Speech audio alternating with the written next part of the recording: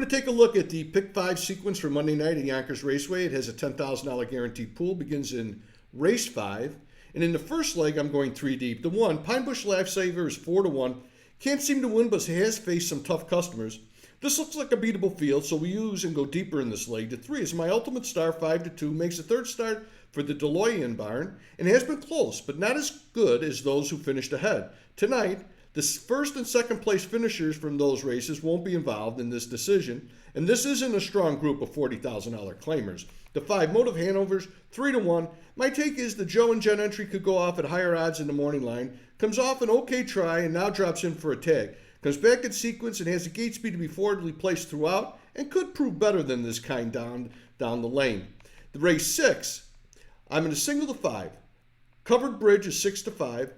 I would like to find a way to shoot against this chalk, but this field doesn't appear as tough as the one it beat last week.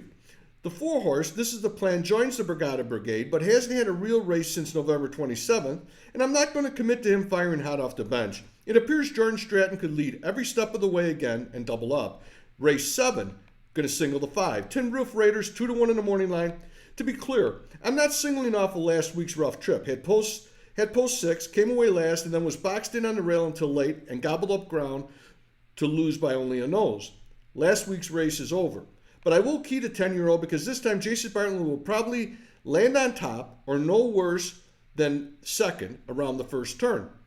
The 1 horse, Maximus Red, won last week off a fortunate trip in my opinion, and I think this mile will likely set up differently. In race 8, I'm going 2 deep. I deal some Magic A's, 7-2 in the program. Not sure the Corey Stratton trainee can beat semi-tough, but has been good enough in the previous 2 races to deserve respect, especially with this post draw on the third start off the bench. The 6 is semi-tough, 2-1. Can leave, get the top, and put this field away, or rally off cover. Seeks his 5th straight win, and at some point will lose, but I won't count on that happening tonight. In the closeout leg, race 9, I'm going 3 deep. The 1 horse is Heaven on High. Heaven on High End is 4-1. The 70-year-old Pocono shipper has hit the board in 6 of 11 at Yonkers. Mark McDonald has gate speed to use, and the Larry Stahlbaum trainee is in good form. Can protect the rail and might be tough to tackle down the lane, and should offer a square price. The 3, Fortify, is 4-1. Some won't use because of fading in a qualifier at M1 on March 9th.